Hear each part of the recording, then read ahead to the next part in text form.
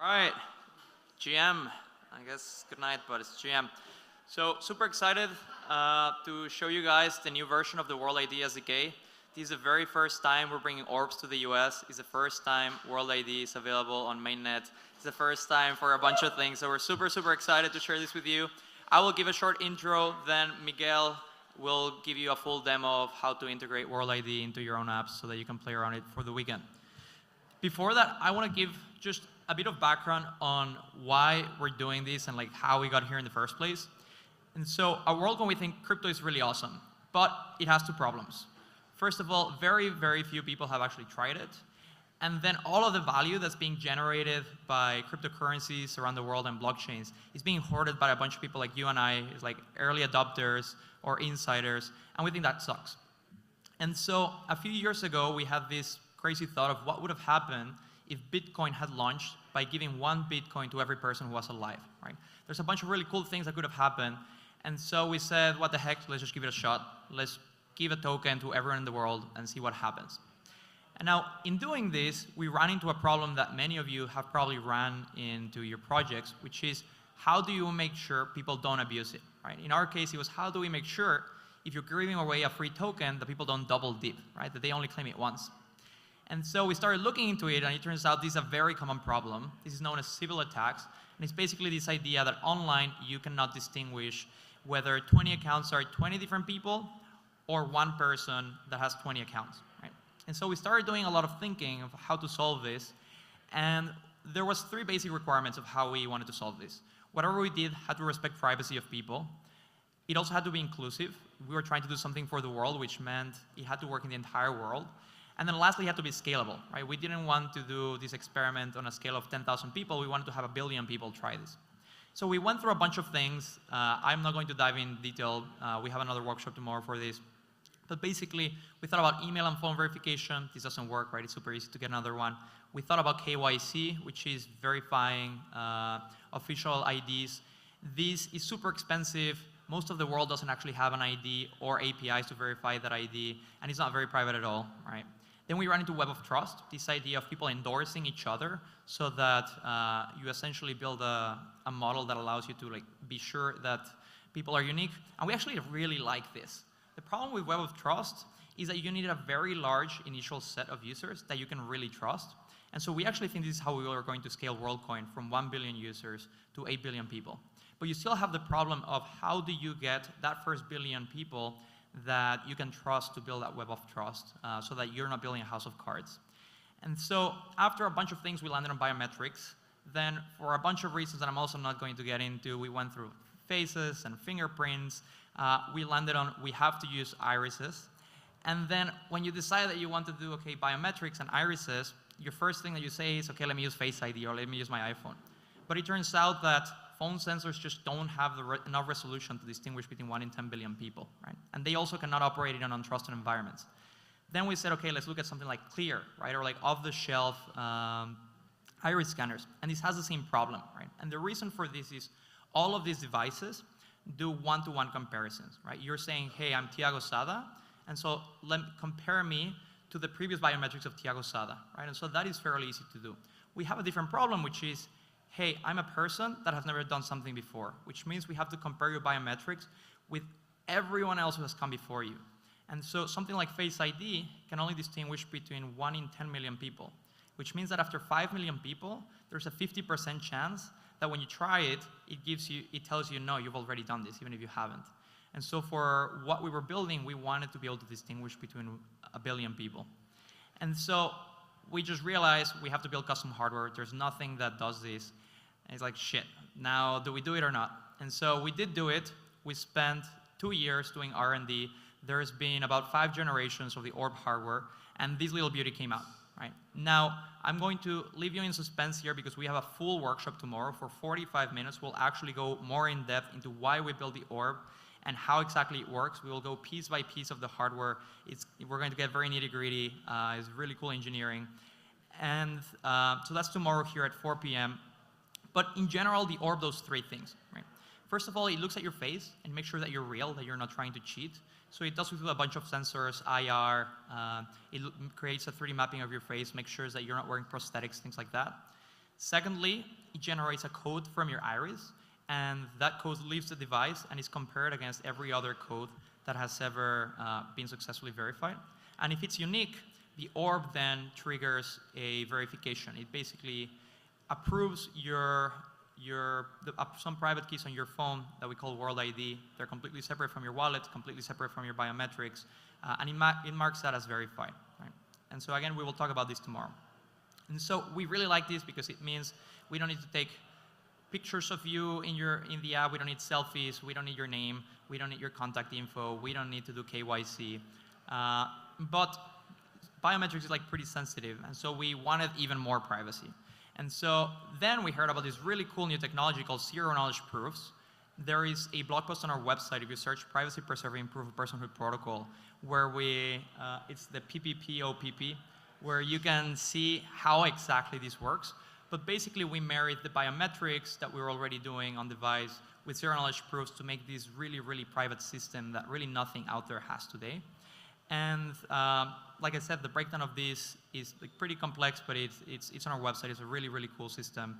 And so with that in hand, we actually went out to the world. We started trying this out, trying to give people the WorldCoin token and signing up, giving them the World ID. And we've been to 25 countries or something more than this around the world, everything from Norway to Mexico, where I'm from, to Chile and Kenya and Indonesia and India and Portugal. We've had very few orbs because up until now we had to make orbs in a lab, and so we only had 25, and we would like shift them around. Right now, we are finally producing orbs in a factory. Just last month, we made 250 orbs, and then now we're going to be making a couple hundred orbs every month, which is insane because with just 25, we actually signed up over 600,000 people in less than a year. And so now with hundreds of orbs and thousands of orbs very soon, the scale of this is going to get pretty ridiculous. And so all of this was great. We recently announced we're open sourcing all of this. Part of this is already open source. Part of this we're in the process. And we started seeding the community. We now have a Discord. We're starting to build in public. We're setting really the foundations for decentralization. There's some parts of WorldCoin that will be decentralized before others. Obviously, we do hardware. But the end goal is to have everything decentralized. But there was one question we kept getting from people like you, which is, all of your project is like pretty cute, but like how can I reuse your verification on my project, right? Because I don't really care about your token. I don't really care about whatever fluffy thing you want to do, but like I want to issue loans or I want to do another airdrop, and you've already solved civil resistance. You know? And honestly, for a while, we resisted doing this because of privacy. Like we know how we treat privacy. We know we use CKPs and all of these things, and it just makes us very nervous to share this SDK with other people. But eventually, like, it's just a fact that you can build really cool stuff if you can prevent civil attacks. And so let's say, okay, let's actually do some thinking. And so about 3 months ago, we said, okay, how can we open up an SDK for people to start playing with this? And with one condition of preserving privacy at all costs. And so for us, that meant a couple of things. A lot of times people ask us, hey, can you just issue like a social security number that's like your crypto SSN, and you can just like, people have one of those, right? And we don't want to do that. We don't like the idea of people being able to track you across crypto. Another suggestion that we got is, well, can you just like whitelist a wallet, right? Can you tell me like which wallets have been seen by an orb, and I can just like query that? And again, we don't like that. We like the idea of people being able to use many identities, be pseudonymous, and we think that humanity should be separate from your identities, right? And so the solution was actually really obvious. It's just use the same zero-knowledge proofs that we use on our own, right? And so with these, we created something called World ID. What you're going to see today is the alpha version of that. We're super, super excited to share it with you.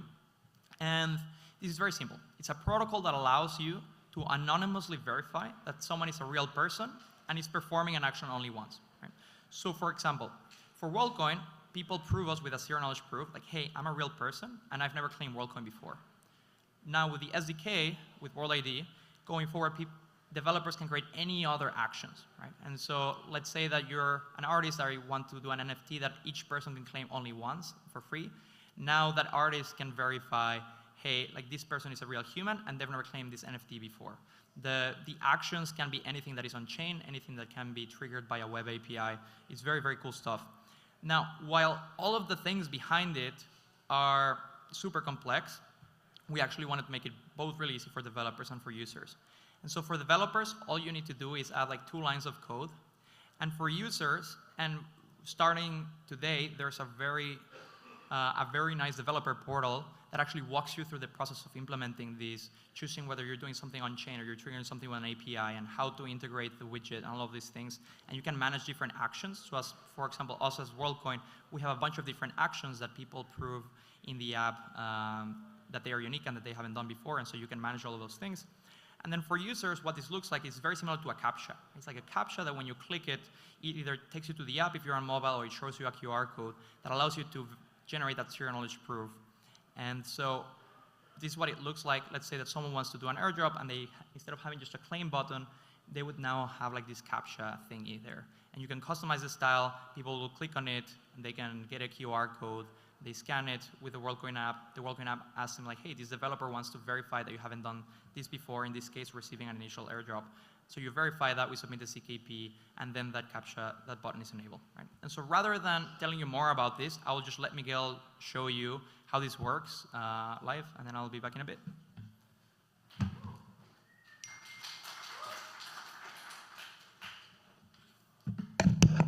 Oops.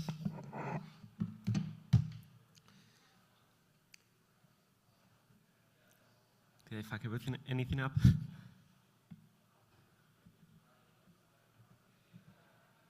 There we go. Okay.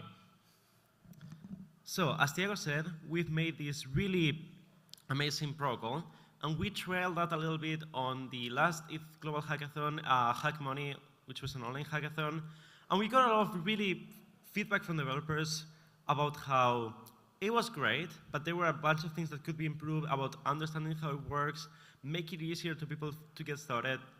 And so since then, we just like went and did exactly that. We have this developer documentation with all of the introductions, and now, instead of having to install 5 different things to get started, we have this really cool dev portal. So, for example, we have a bunch of examples here, but let's say that I just want to create a new action, and I'm going to say just like testing. Anyways. And this is going to be for staging.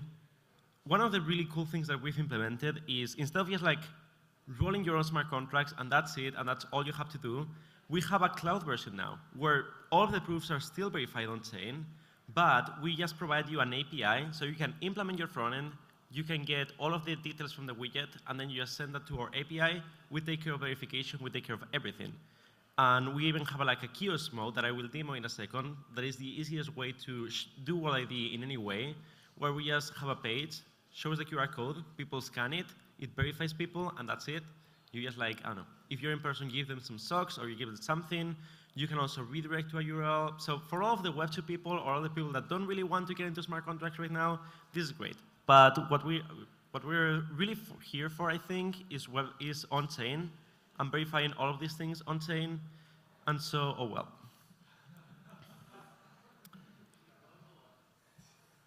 So we've made also this simulator while the connection comes back,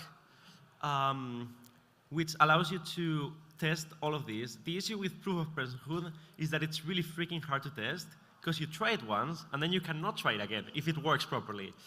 And so this acts kind of like a faucet or a temporary testnet, where instead of going to an order every time and having to just like hunt for humans around the conference to try your thing, you can just add identities to a test network and then deploy your smart contracts to a testnet and verify with this. So this was a small pause, and this would be kind of like going through an orb. And it's now verified. I will go back to where I was before. So as we mentioned, we have the API and JavaScript widget. First, you have to integrate the JavaScript widget. This works both on-chain and with the API. You just add an npm package, throw in a div anywhere where you want the captcha to appear, and then call wallid.init with the ID and an action ID that you get from the portal. Then you call enable, and that will get you the result. Afterwards, you can either verify the proof with the API, or you can send it to the smart contract, which will take care of verifying. So how that looks like is, here I have the code for this app that Thiago showed, the whole airdrop example, where you just connect your wallet. I'm going to pull in my Rainbow wallet here to connect. And this would be which wallet receives the airdrop. The really cool thing about proof of personhood is that I can just like receive the airdrop with a different wallet each time, or maybe with even different identities, and no one will be able to track me between those usages.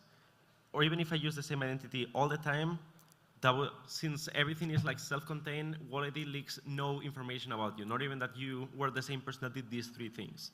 So then afterwards, it shows up I'm doing this once check. I would scan this QR code with my phone for demonstration purposes, and because again, proof of personhood testing is really hard, I can just copy this QR code and paste it on the simulator that I mentioned before, paste it here. That will show me the same prompt that would show up in the app, and I can just click verify, and then when I go back, verification confirmed. And then I would just like click claim, which should pop up a transaction in my wallet to actually submit the transaction. Behind the scenes, what is happening is we're just generating the proof so that it's just like in React, we have a hook, we run the widget, we set the proof to a variable here. We have enough examples and code, and all of the code that I'm showing is open source, so you'll be able to copy and paste this if you want to.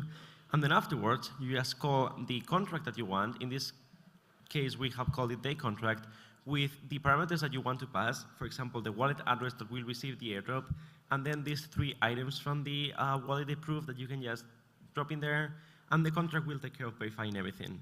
How that looks is you first have to check that the user hasn't done it before. You just have a mapping for nullifier hashes on the contract that is just like a number to a Boolean. You then call the verify proof function on our contract, passing both the parameters that the user provided to make sure that someone cannot like intercept this transaction and inject their own wallet to receive the tokens, and then also the action ID that you get from the dashboard. If the proof isn't successful because the user has not been verified, because they have already done this, or for any other options, this will revert. Otherwise, this goes through, we mark the user as done, and we can do literally anything that we want. And this example, this code we're doing here, is for a project that we made for this hackathon called Pet Orbs, where you can adopt one of the little plushies that we made. One of these guys. Are kind of like the kids for the orb, a little bit less threatening. And you just would go in, connect your wallet, you can switch to Polygon, you get to name the orb, and then again, you say, I'm doing this once. And in this case, since this is in production, I'm going to grab my Wallcoin app and scan this app. And it will show me the same UI that we saw before with this project wants to verify, although a little bit slower because Wi-Fi. And then the key here is I have already verified here because I already have my pet orb at home.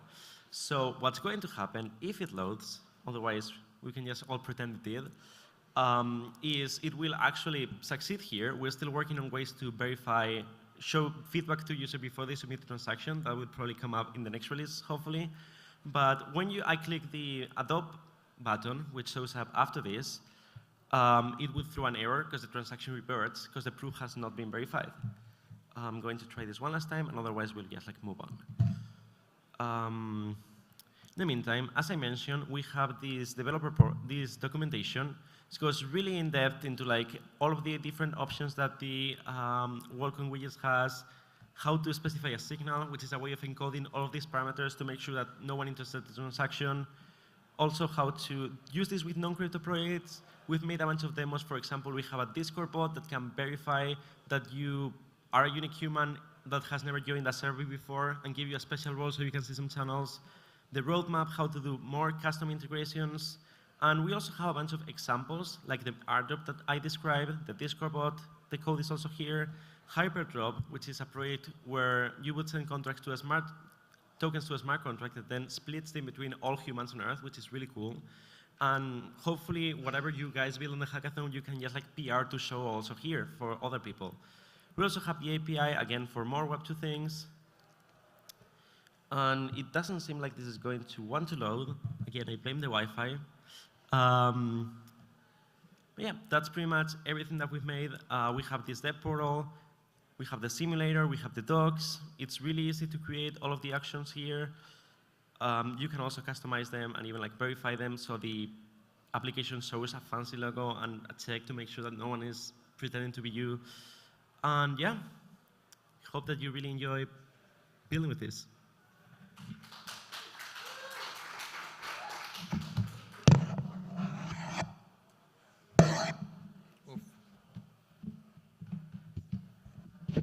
All right, amazing.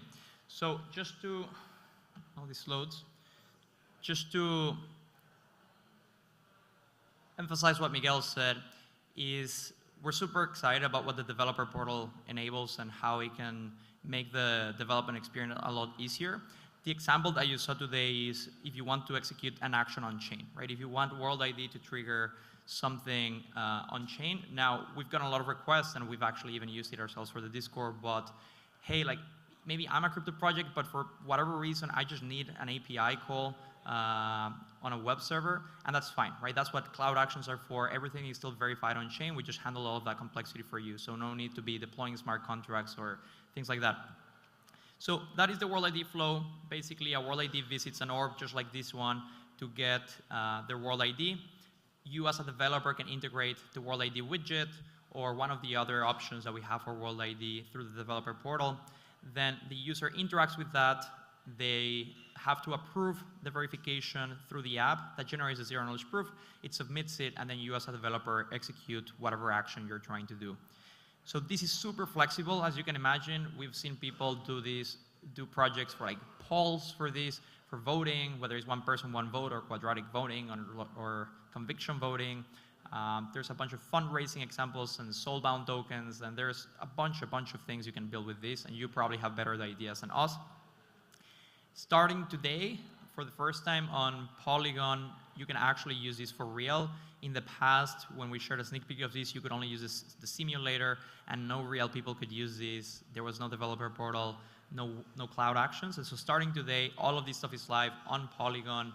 The on-chain actions only work on Polygon. The web actions, you don't really care about. Like, we will verify the actions for you on Polygon, but for you, it doesn't really matter. Your app can be wherever you want it. And if you see an orb around the conference, you can actually download the app yourself, get your World ID, and you can test things yourself.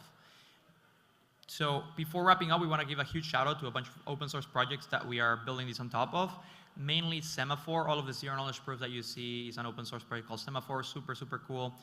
The WorldCoin airdrop, which is not available in the US, but we still work a lot with this team, is a team called Hubble. It's an L2 that came out of the Ethereum Foundation. It's an optimistic rollup, so we're huge fans of them.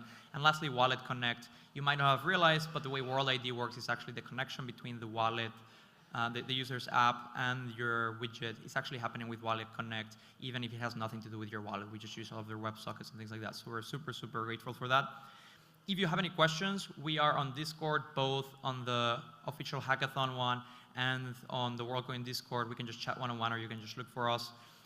And so just to summarize, World ID is a new protocol. It allows you to build several assistants into your app within 10 minutes. It's super private, it's self-custodial, which we're very excited about, and it's open source already today. And more than anything, it's very flexible, right? You can use it basically for anything you can imagine. With that, again, you can get your World ID today. We were having some Wi-Fi issues at the booth, so you might see us walking around randomly with the orbs. Just stop us, or if you see us like somewhere, just say like, hey, I want my World ID. For example, Hike here has a World ID, an orb, and we can help you set it up in like 2 minutes. We do have a track on the hackathon with a bunch of prizes. I'm sure you've already looked at them, so I won't go over them. There's first place, second, third place, and also a pool prize. And in general, we are some alpha league here. We are about to launch a grants program.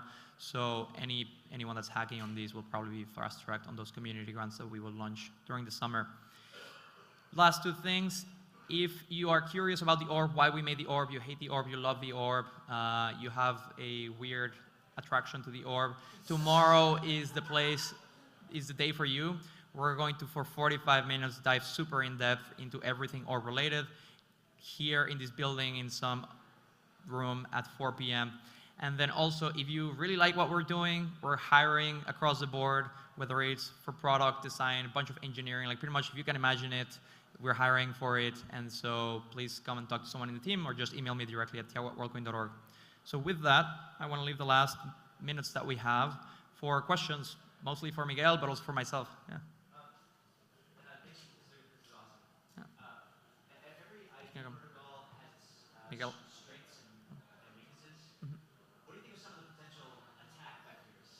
Yeah. Yeah. Yeah. So it's, first of all, it's not really an identity protocol, right? Because everyone gets the same proof of personhood. You cannot, it actually like is not very useful for some things where you would want to like distinguish people. What we give you is a way of knowing that someone is a person that hasn't done something before.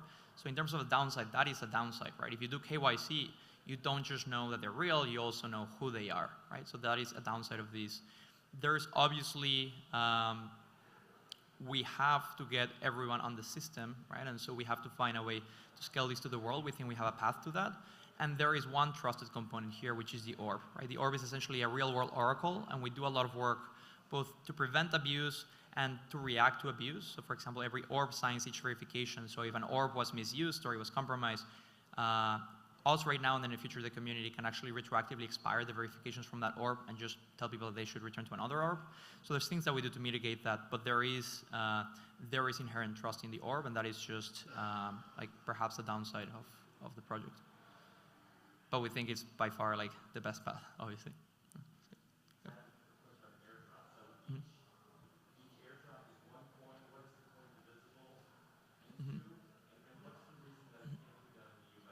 Yeah, so we're not really talking about the WorldCoin airdrop today. You can throw questions on the Discord on that. In summary, there's just not enough regulatory certainty in the US for us to feel comfortable running the WorldCoin airdrop in the US. Yes, so right now in other countries, people can try the beta. So we're issuing what we call beta tokens, which is world tokens on a testnet that will hopefully convert. I would rather not talk about the airdrop. Let's focus on World ID today. Yes, let's focus on World ID today. Sorry,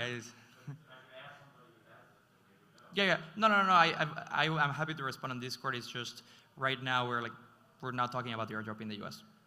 So, yeah. That's not going to last for very long. For now, we're not talking about the airdrop in the US. Yes.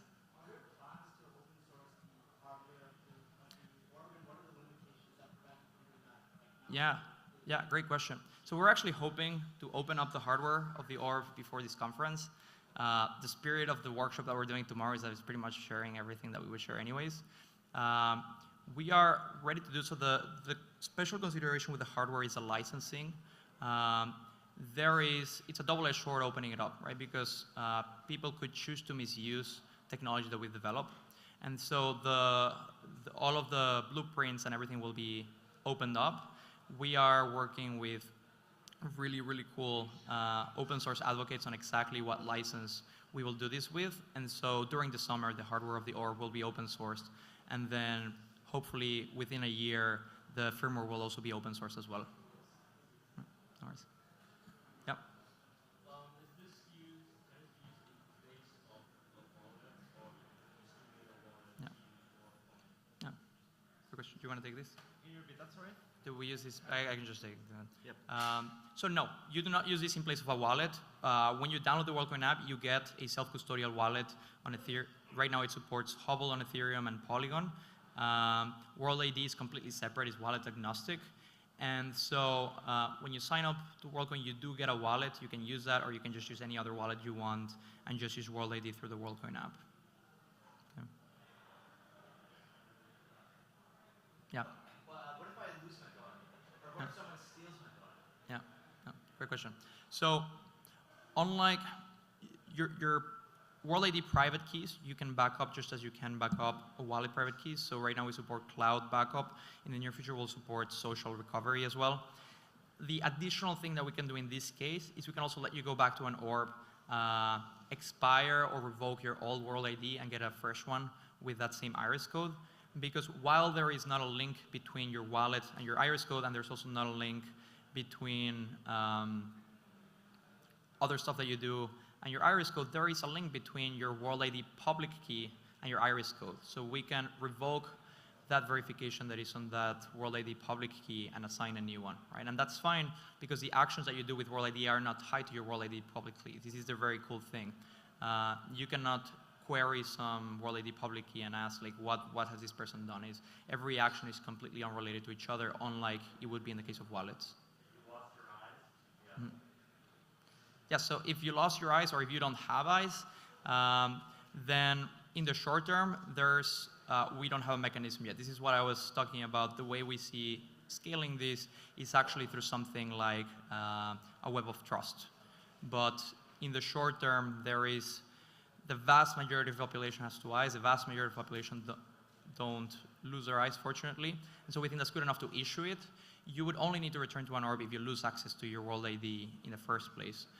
So even if for whatever reason you have an accident, as long as you don't lose access to your World ID and you have it backed up, you should be fine.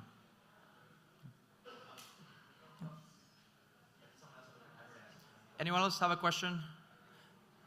All right, then let's take one last one from you. What's the prevent me from building like a spoof orb? It doesn't have like a secure enclave that assigns a transaction or something? Yes, so we'll talk about this tomorrow. The orb has a secure enclave.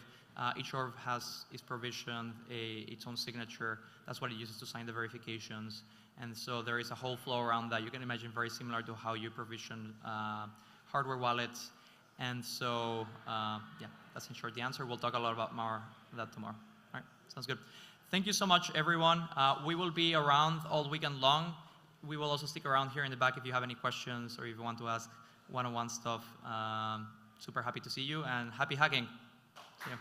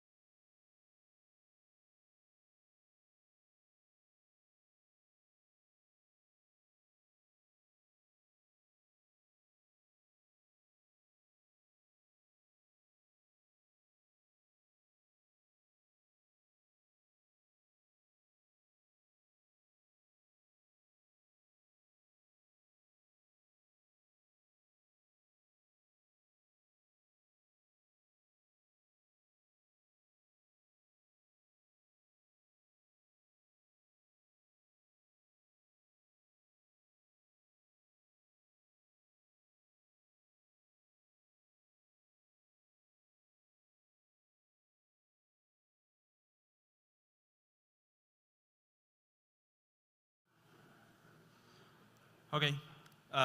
Hello, everybody. My name is Germán. I'm here on behalf of Gnosis Safe. We would like to introduce you or to talk about safe modules and a little bit of safeguards, how to create your own safe module. So, first of all, I would like to ask a few quick questions. Please raise your hands. Who knows what Gnosis Safe is? Okay, quite a lot of people. Who's using the Gnosis Safe currently, individually or in a team? Who has built anything related with Gnosis Safe development? Okay. And finally, who knows what safeguards and safe modules are? Just a few, then that's good. We will talk about that today. So, the key points of this talk are going to be the safe modules architecture, what are the different components that form the safe architecture, what they are, the safe modules applications, like why are they useful, safe modules management, how to use them, we can enable, disabling them, execute transactions using modules, and finally, some repositories where you can find some examples of safe modules. So where to find them? You have probably noticed that we have the what, the why, the how, the where, and we are missing who and when. Well, that's obvious, I guess. Who is you and when is this hackathon? So let's start. Thank you. Safe modules architecture. If we talk about external loan accounts, we see that the architecture is simple. We have a private key and a public key, and the private key needs to sign every transaction in order to execute it. However, with Safe, because we are a smart contract and a multi-signature wallet, we need to define a list of signers, and with their private keys, they need to sign every transaction.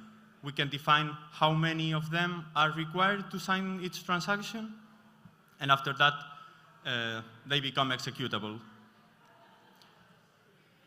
That happens on-chain.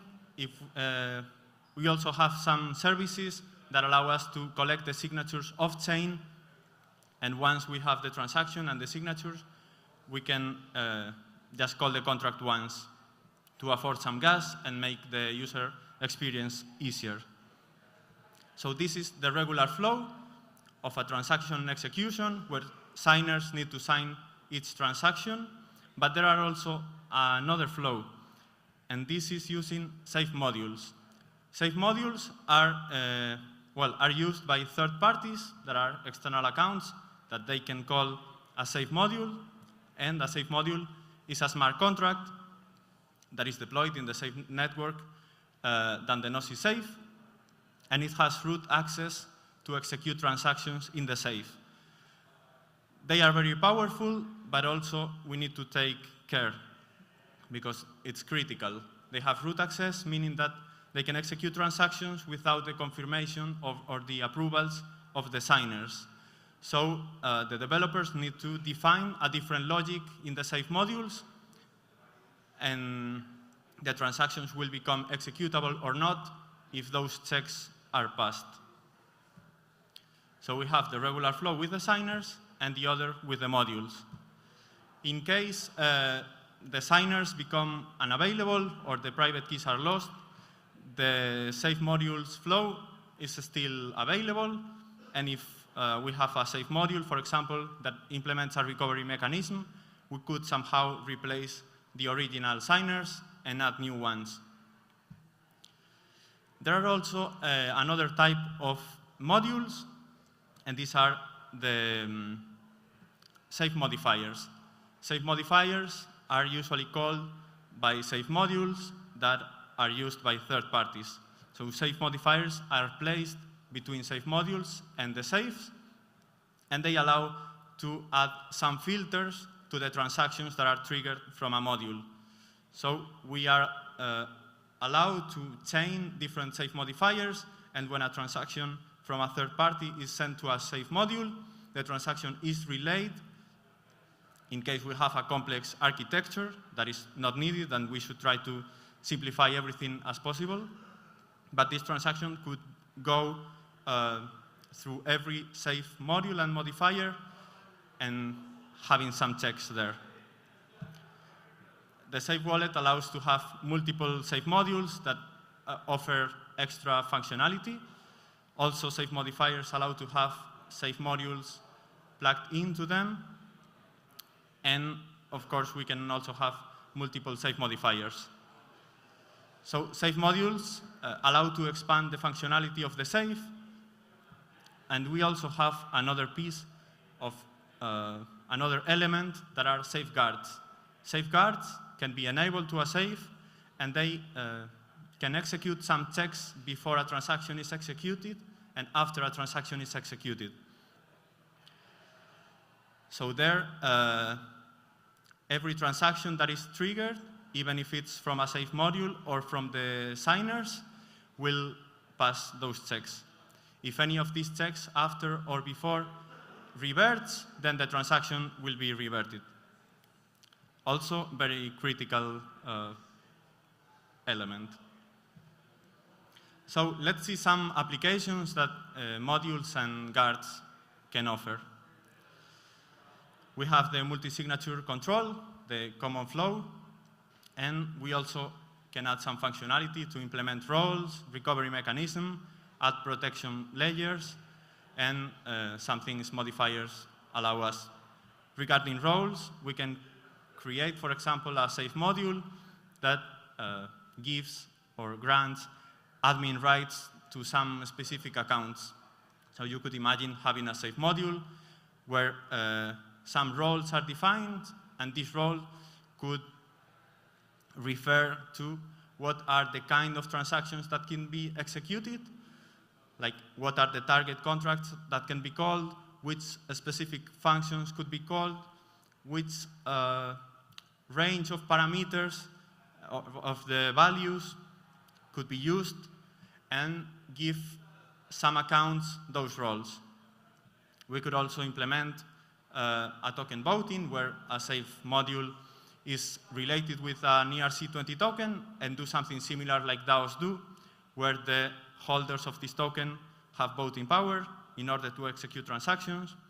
We could also have a safe module that handles spending limits, so we could allow some accounts to withdraw a specific amount of funds for a specific token without the need of creating, of all the signers approving each of these withdrawals.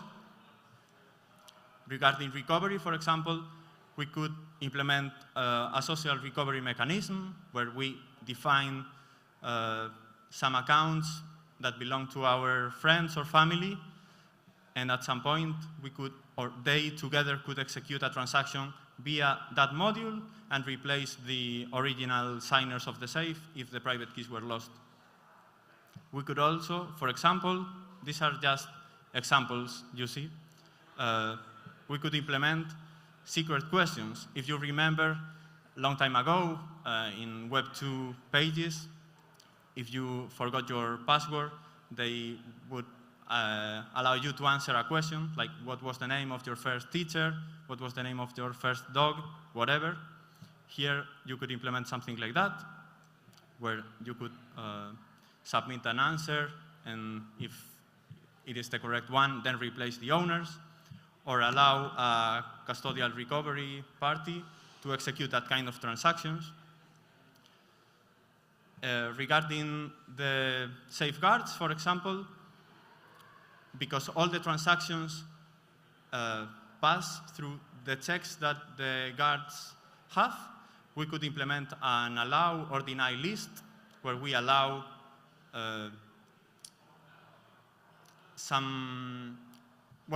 it would be like a filter for all the transactions, checking what the target contract is and allow or not to execute a transaction. We could freeze an account if before executing it, there's a parameter that the signers can turn on and off, etc. Also with modifiers, that have multiple safe modules plugged into it. We could add a modifier that implements, for example, a queue, and all the transactions that are coming from these modules would stay in that queue for 1 day, for example. There are unlimited possibilities that you could explore. So, how we can manage these modules and use them? The different operations that can be done are enabling a safe module, disable it, check if a module is enabled or not into a specific safe, getting all the enabled modules in a safe, and finally execute a transaction. For the setup, we would need to deploy a safe or use an existing one, deploy a safe module, or use an existing one if that module is built in a way that allows multiple safes to use it, and finally execute a transaction via that module.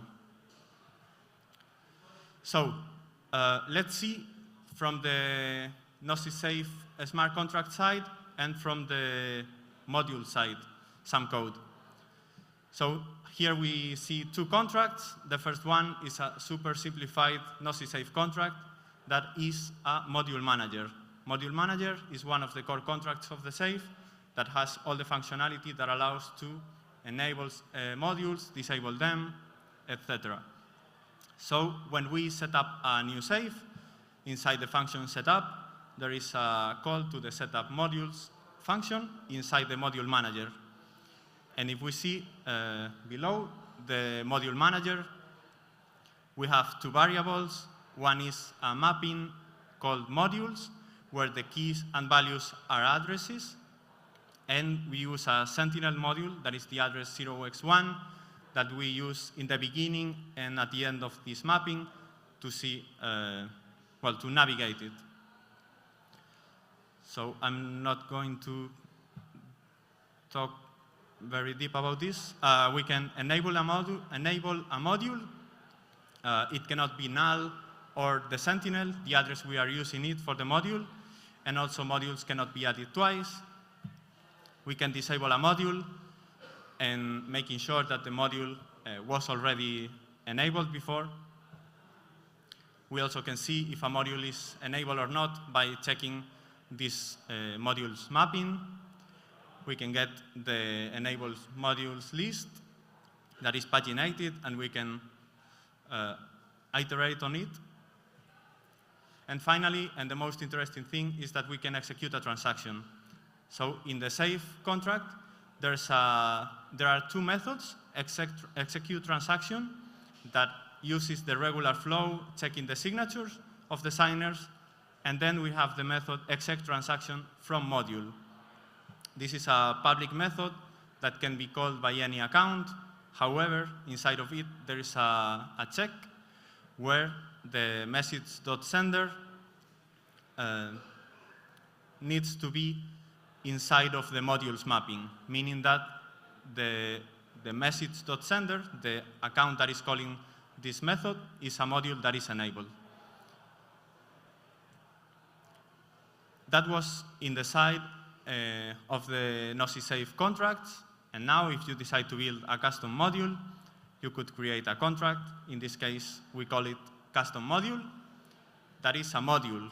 Module is an interface that defines, well, it is an abstract class that defines the methods that are required and that can be implemented here. So for this case, we have the custom method function that receives some parameters of a transaction, like the to, value, data, and operation. And inside of it, we are calling a target. This target is an address that was set before. And if this is a module, the target can be a modifier or a Gnosis Safe. And there, we can call the function exec transaction from module and pass all these parameters. So this way, we are relaying the transaction from the module to the safe. Now let's see a little bit how to use the safeguards. Equally to to the safe modules, we can have a safe, deploy a safeguard, enable a guard into the safe, or disable it. The difference is that safes only allow to have one safeguard instead of, well, we can have multiple modules, but just one safeguard.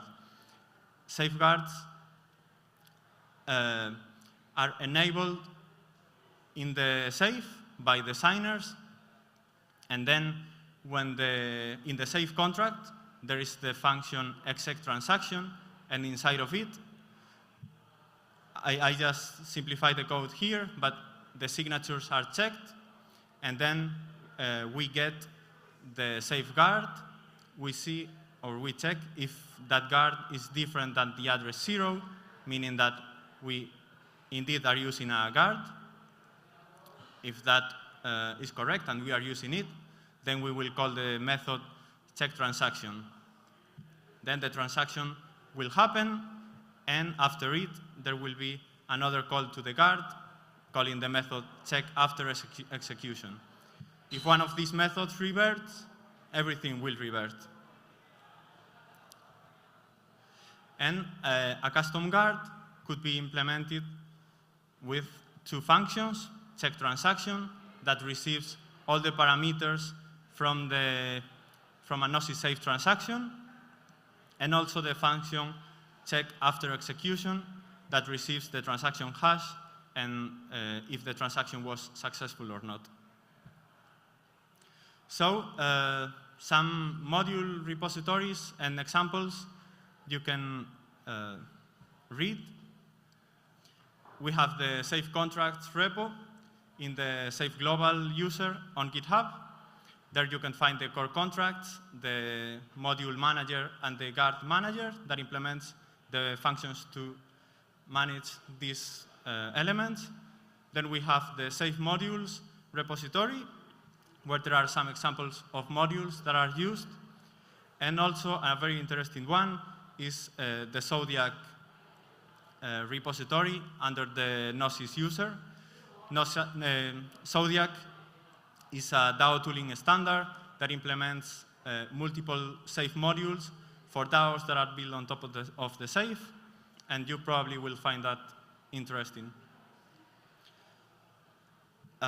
Here, I will provide the slides in the Discord of ETH Global, so you could check these links there. So we have the modules that implement or that indicate what are the functions that are required to implement if you build a module. And well, here we have some examples of modules and modifiers. Sorry, I'm running out of time. Same for the guards. We have a base guard and also an example of a guard that debugs a transaction, checking the data before and after the transaction is executed. And now the question is, will you build the next big safe module or guard? Well, we hope so. You can find us on Twitter, NosiSafe. We also have a Discord and forum on chat or forum.gnosis-safe.io. And we also have a channel, NosiSafe, in ETH Global Discord. Also, feel free to come to our booth and claim your NosiSafe ETHNewYork POAP. And for the hackathon, we have $10,000 up for grabs and 2 bounties. The first one is a wildcard, like any integration with the NosiSafe on different layers, on the front end, infra, or contract layer. In the front end, you could create a new front end, use our SDKs, like the SafeCore SDK, if you are building an app that runs standalone and separated from our app, or the Safe Apps SDK, if you want to build a Safe app that runs inside our Safe Apps store. In the infra, if you want to play around signatures that are, like collecting all the signatures off-chain before a transaction is executed, or in the contract ledger if you want to play around with modules and guards. That is the first bounty, and the second one would be specifically related to the roles module from Zodiac, the best use case for it. So thank you very much. We are going to stay here all the weekend at our booth. Feel free to pop up, and well, we can help you with your questions. And good luck with the hackathon.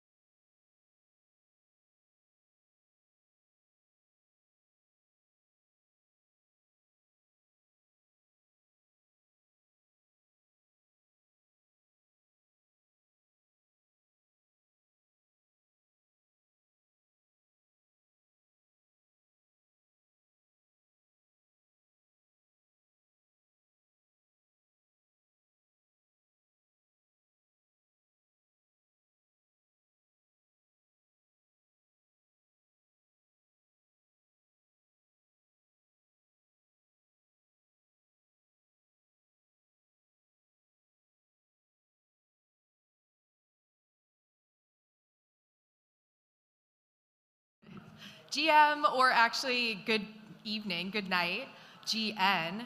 I'm Steph, and I'm a developers advocate at Polygon. And today I'm going to present on a quick start guide to Polygon for bidlers, or builders, which you all are. So, quick definition of biddle, or B-U-I-D-L. It kind of comes from hodl, which I always think of Hodor from Game of Thrones when he's like, hold the door. But hold on for dear life to all of your crypto through the winter with me. And also build for dear life, because a bear market is a build market. Woo!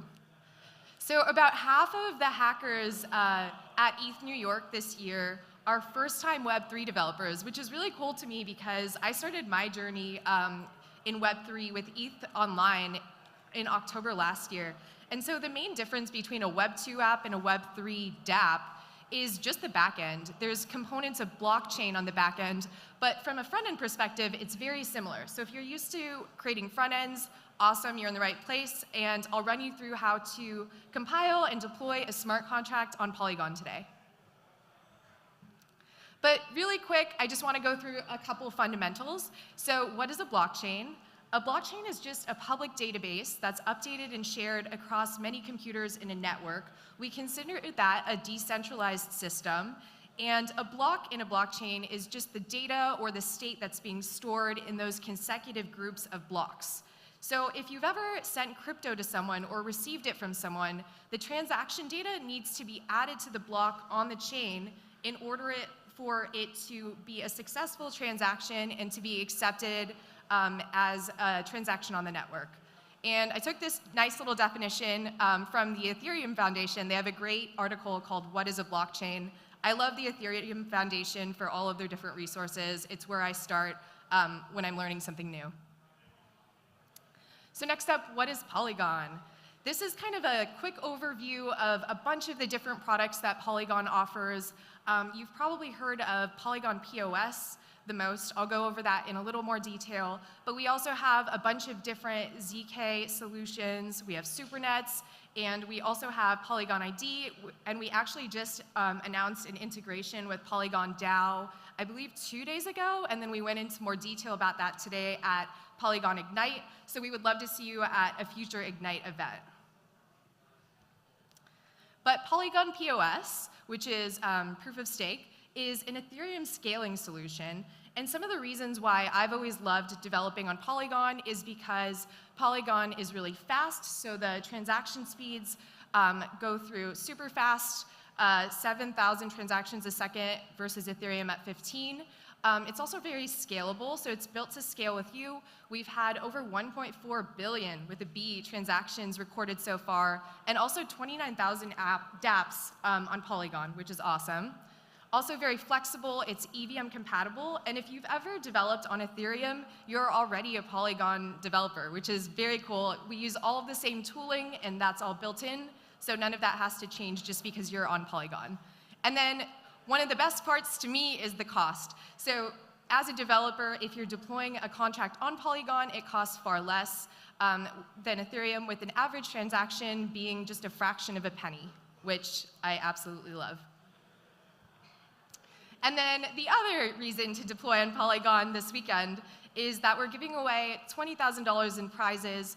We have 4 different tracks, and we also have a pool prize, which will be split between the top 10 projects that deploy on either Polygon POS testnet or the mainnet. So I'm going to go over how to compile and deploy a smart contract on our testnet, which is called Mumbai. So the first thing you have to have is a wallet setup. So download MetaMask, create a new address, add the test network, and then go to the faucet. That's a lot of steps, so I'm just going to run through the whole thing as a demo. I already have MetaMask, which is a browser extension. You can see it up here. And I'm also already connected to the Polygon testnet, but I'll show you how to add that.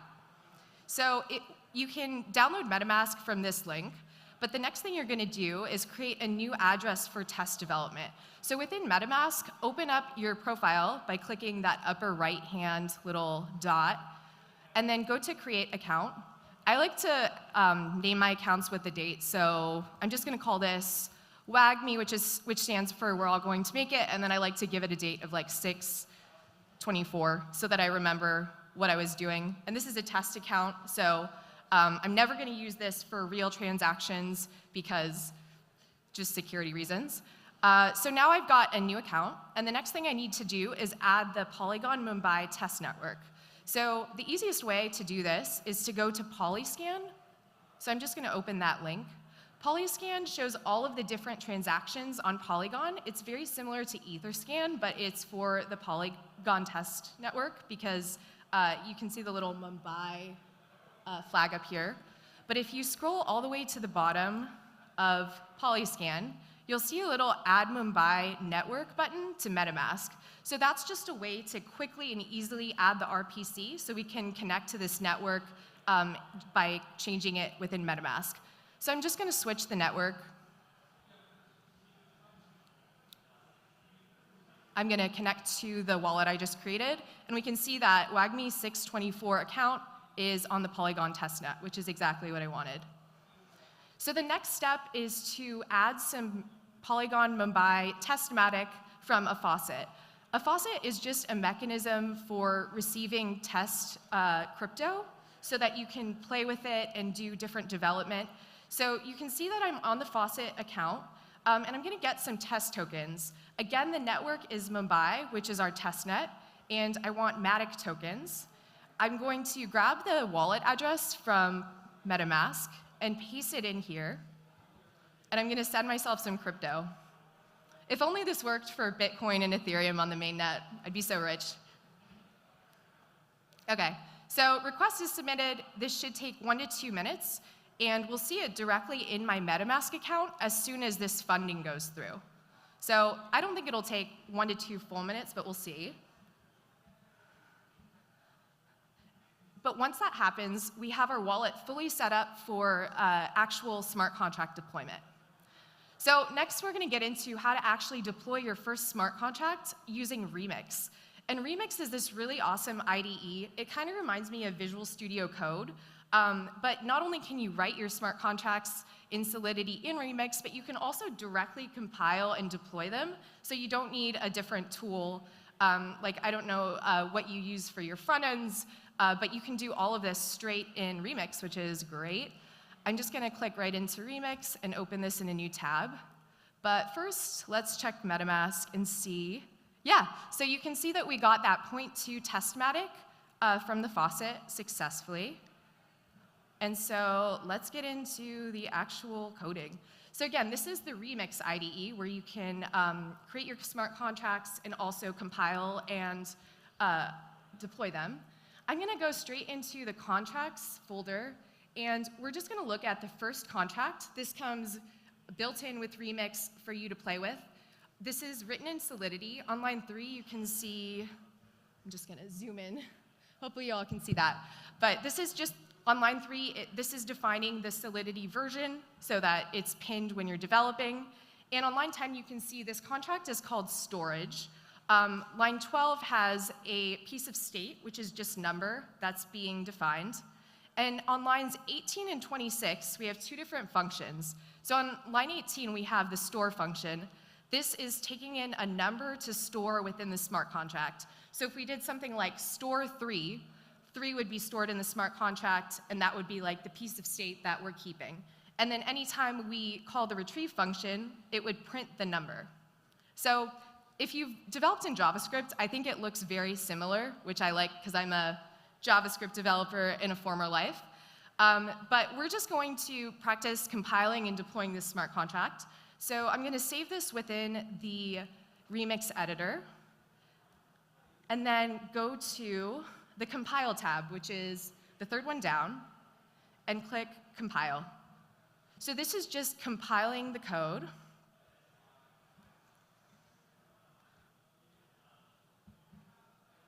Okay, so this compiled. And the next thing we need to do is deploy this compiled code. So the 4th tab down is the Deploy and Run Transactions tab. I'm going to switch my environment to Injected Web3 because this will read the environment directly from my MetaMask account you can see there's this custom 80001 network, and that corresponds to my Polygon Mumbai test network. So I'll connect to my account, and just to show you that the network actually changes, I'm going to change into the Ethereum mainnet and watch the injected Web3 network up here change when we do that. So now we're in the mainnet, but I'm going to go back to the Polygon testnet.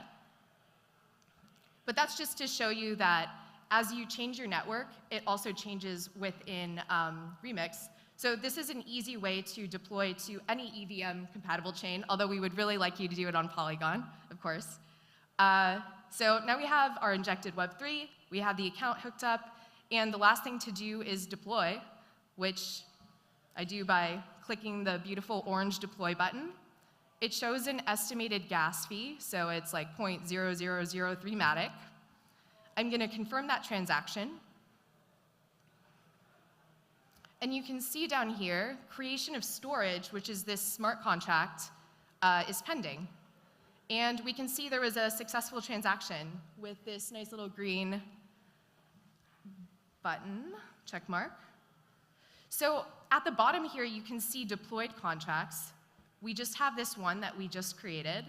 And hopefully we all remember, oh, no, my mouse got stuck.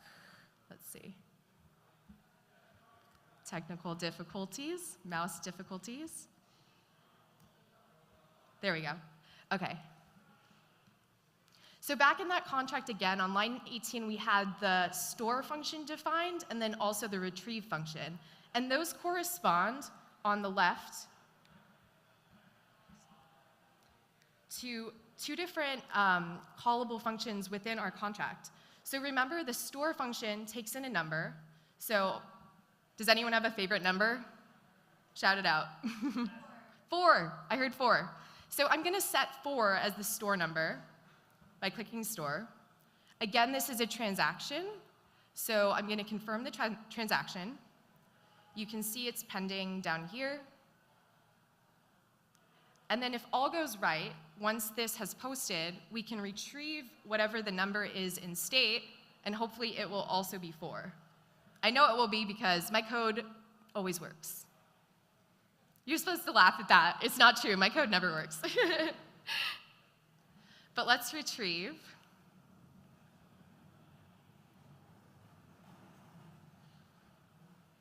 Doop-a-doop-a-doo.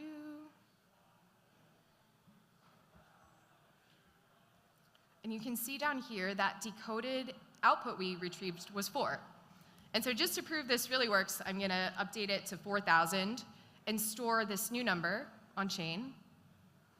So I'm posting a new transaction to store the value.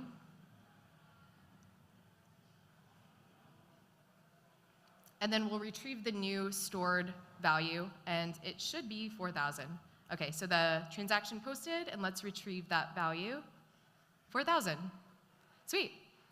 So this is how you can interact with the contract within Remix, but you can also do this from a front end in a very similar way to how you would call an API. I'm going to show you a link to another tutorial for how to call from the front end, but this walkthrough was really just to show you how quick and relatively easy it is to deploy a contract. Because I know when I was starting out, this was something that intimidated me just because I don't know why it did. It shouldn't have. But I've got all of these steps within the presentation so you can look at it later. But just back to this, here's 4 more developer resources. We have our dev library on Notion, the Polygon documentation, Polygon Academy, which has 4 levels of different courses that you can take after the hackathon, and then also some Web3 concepts from the Ethereum Foundation. If you're building with us, we would love for you to tweet. This is our Twitter account, tweet. Tell us what you're building on Polygon, and our hashtag is #onPolygon. And then the last thing to plug is another hackathon we have going on. It's actually a 2-month hackathon called Biddle It. And this is a great way to keep learning in Web3, improve your skills. We have a bunch more workshops that we'll be running. It's a great way to meet friends and network. This is also fully virtual, so if your friends weren't able to make it out to New York, you can still totally hack with them. and connect with other builders by searching for them on our social media using our 2 hashtags. One more plug, we're also doing a video series called Wag Me with Polygon. Some of my beautiful coworkers, Mitch and Rahat, have been filming different clips. Hey guys. But they would love to meet you and hear about what you're building, and we'll get it on video, we'll make it look super cool. So we would love to see you at our booth. And thank you again. I'm Steph, I'm Oceans404 on Twitter. And this whole presentation and the slides can be found at this tiny URL, so tinyurl.com/polygon-ETHNYC. Thank you so much.